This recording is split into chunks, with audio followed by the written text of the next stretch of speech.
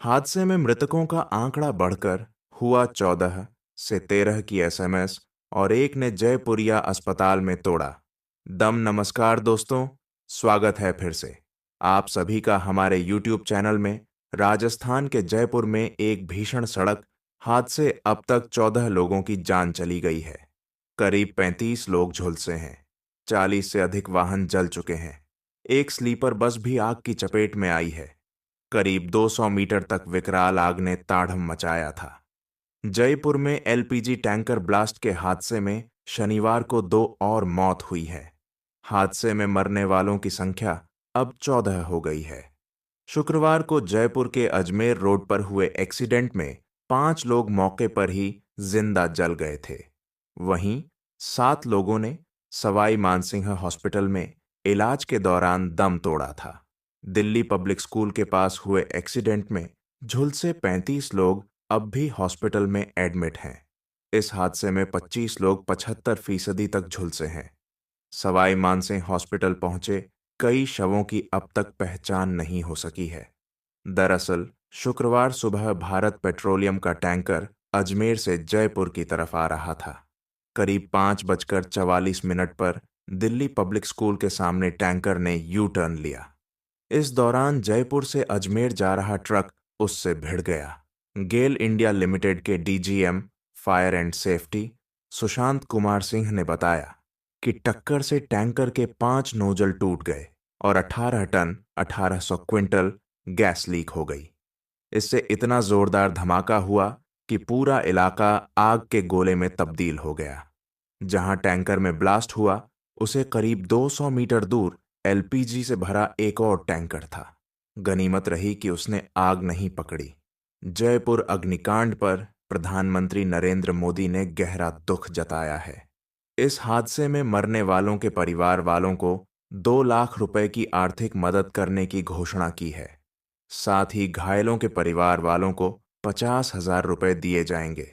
वहीं सीएम भजनलाल ने मृतकों के परिजनों को 5-5 लाख और घायलों को 1 लाख रुपए की आर्थिक सहायता देने की घोषणा की है। इस तरह से इस अग्निकांड में मृतकों के परिवार वालों को कुल 7-7 लाख रुपए मिलेंगे। वहीं घायलों को 1,50,000 रुपए मिलेंगे।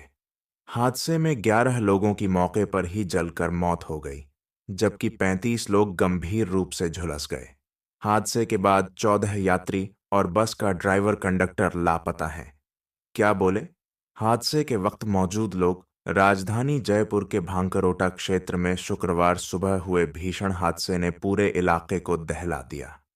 दिल्ली पब्लिक स्कूल के पास एक एलपीजी टैंकर और ट्रक की टक्कर में भयानक विस्फोट हो गया। इस हादसे में 11 लोगों की मौके पर ही जलकर मौत हो गई, जबकि 35 लोग गंभीर रूप से झुलस गए। हादसे के बाद 14 यात्री और बस का ड्राइवर कंडक्टर लापता हैं। शत्रुघ्न शाह ने बताया, चारों तरफ सफेद धुंध छा गई थी और गैस की महक की वजह से सांस लेने में तकलीफ होने लग गई थी। तुरंत मन में पहला ख्याल आया, कुछ हो सकता है, इसलिए अपना ऑटो छोड़कर भागा और देखते ही देखते आग की लपटों ने सब कुछ अपने वश में ले लिया। आग से बचने का पूरा प्रयास किया, उसके बावजूद भी अपने आप को नहीं बचा पाया। शत्रुघ्न शाह ने बताया, हमने 10-20 लोगों को भागते हुए देखा। उसमें कुछ लोग जल रहे थे तो कुछ लोग नंगे दौड़ रहे थे।